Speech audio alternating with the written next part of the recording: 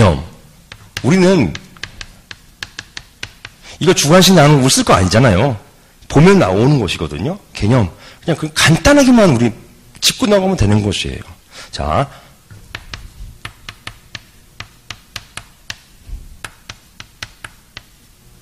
행정청의 또는 행정청이든 국가의 행정청 또는 국가의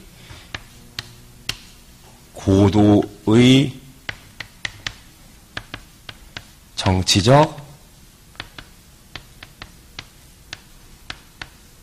행위로서 국가 행정청의 고도의 정치적 행위로서 여기 하나의 그 개념이 되고요. 일단 행위이다. 뭐가? 통치행위로서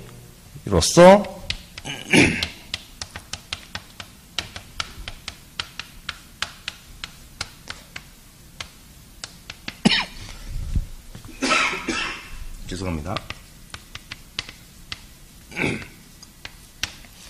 행위가 두 번 나왔잖아요. 첫 번째는 고도의 정치적인 행위이고 그런 행위로서 사법시민사가 곤란한 행위 두 가지가 나왔어요. 왜 두 개가 나왔냐면은 처음에는 이것만 나오다가 점점 이제 사법심사가 가능하지만 그래도 곤란한 행위가 되게 하려고. 자, 두 개가 나온 이유가 있어요. 요게 가끔 시험에 나오는데요. 옛날에는요, 보통 이렇게 설명들을 하십니다. 2차 대전을 기점으로 해가지고요. 행정소송법에 여기에는 열기주의, 개괄주의라는 게 있었어요. 2차 대전 전후해서 행정소송. 보통 이제 그 행정법의 모국이 어디예요? 행정법이 딱 그 나오게 된 국가, 뭐 창조된 국가라고 하나요? 그렇죠. 프랑스잖아요. 프랑스. 그래서 뭐 꽁슈 됐다 뭐 이런 거 지난주에 했었잖아요. 프랑스에서 이 행정이라는 게 유래가 됐단 말이에요. 그래서 프랑스에서 대혁명을 일으킨 다음에 행정사건들을 혁명군들이 이제 이걸 행정사건들 처리하고요. 일반 민사나 이런 나머지 사건들은 귀족이 그냥 처리하게끔 만들어놨어요. 그러니까 행정, 국가에 대한 것들은 혁명재판소에서 다 했었어요. 근데 혁명재판소가 나중에 이제 뭐 국사원, 참사원, 그리고 나서 행정재판소가 돼버렸잖아요. 행정이 분리되어 놨어요. 프랑스에서. 그래서 행정재판소에서 행정 관련된 판례를 많이 만들어냈어요. 냈는데 이것을 집대성한 것은 프랑스가 아니었어요. 바로 옆 국가인 독일.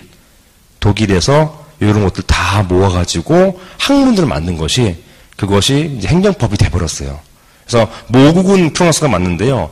이것을 체계화해가지고 만든 그 어떤 법 체계를 만든 것은 독일이에요. 그러니까 독일하고 일본하고 좀 비슷한 게 있죠. 일본도 여러 가지 잡다한 것을 이렇게 좀 체계화시키는 걸 굉장히 좋아하잖아요. 따오고 이런 것도 좋아하고. 똑같은 상황이었어요.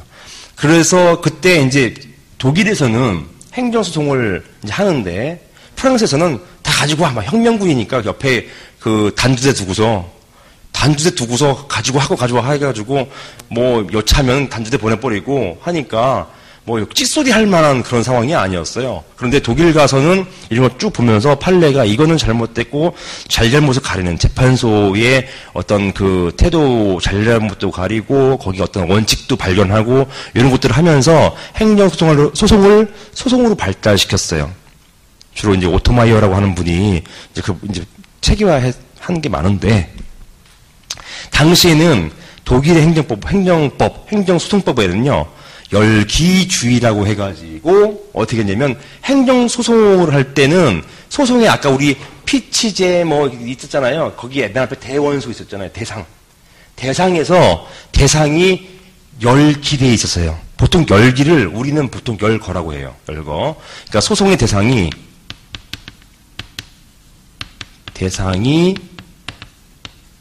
한정적으로 열기 또는 열거 되어 있었어요. 열거되어 있었기 때문에 이게 소송이 될지 아닌지 여부에 대해서는 법전, 행정소송법 법전만 보면 나와 있었어요. 그래서 국가를 상대로 한 어떤 처분을 종류를 다 1, 2, 3, 4, 5, 6, 7, 8 다 정해놨단 말이에요. 조세부가 처분에 대해서만 다쓸 수 있고, 공유수면 면허 신청에 대해서 거부했을 때만 다툴 수 있고, 이렇게 한정적으로 적혀 있었어요. 그러니까 안 적혀 있는 거는 소송할 수 있어요, 없어요? 아예 없었어요. 없으니까 이때는 통칭이는 뭐였냐면, 통칭이는 지금도 명확하게 이게 국가의 행위로서 소송 대상을 삼을 수 있는지 되게 불분명한 거예요.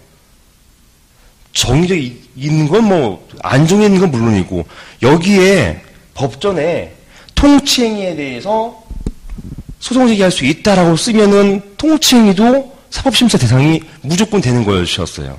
그런데 통치행위는 국가가 뭐, 그때도 뭐, 보통 나치가 이런 행동을 많이 했거든. 나치가 유대인 죽여라, 뭐 이런 것들, 이런 행위들. 폴란드 아우슈비츠 보내, 이런 행위들. 그 다음에 가정마다 있는 쇠붙이 다 징발하고, 이런 것들. 이런 국가의, 뭐, 히틀러의 명령. 이런 행위 같은 경우들은 여기에 적어놓을 일이 없죠. 당시에. 어떻게 적어놓겠어요.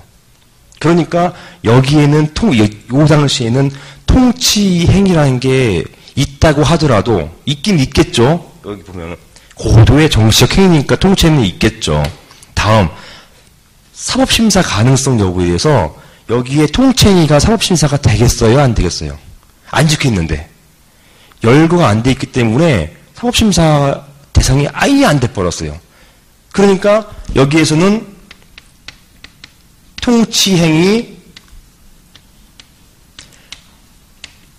논의가 전혀 안 됐었어요.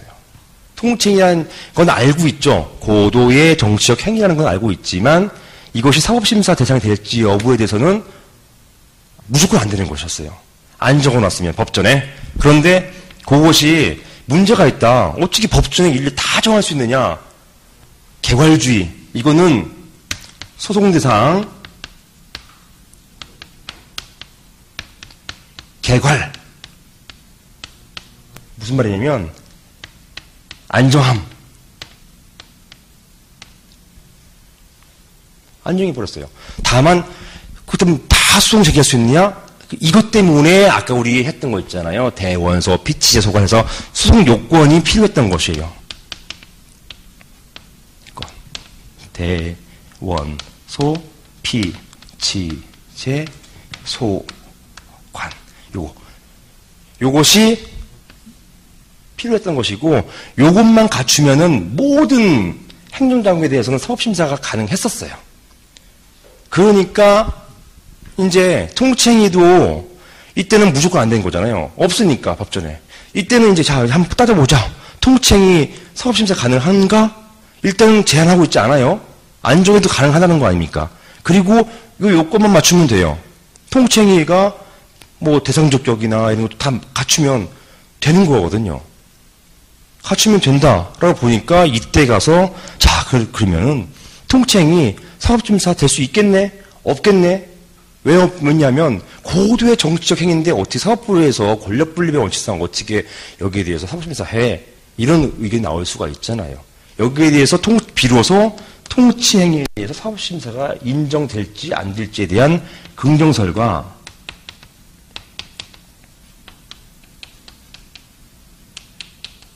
부정설이 등장하게 된 것입니다. 이렇게. 이런 식으로. 그래서 부정설에도 마찬가지고 긍정설도 마찬가지였어요. 긍정설 같은 경우는 이게 이제 지금의 이제 통설 판례잖아요. 자, 우리 이미 알고 있잖아요. 통치행위를 하더라도 사법심사 가능해요. 이제 우리 막 배울 거예요. 어떨 때?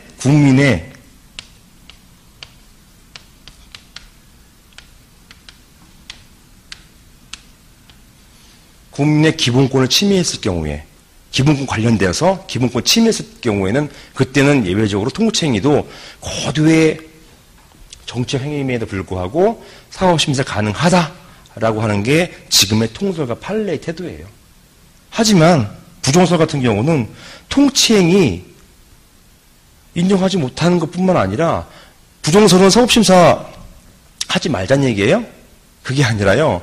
무조건 하자는 얘기예요. 통칭이는 오히려 이거 뭔데? 이거 얘기예요. 대법원에서 피치 소감만 갖춰지면은 통칭이 무조건 하자 이거예요. 오히려 부정선언은 이게 항상 헷갈리는 게요. 이것도 사실 나눠요. 통칭이를 부정한다는 것일 수도 있지만 그런 경우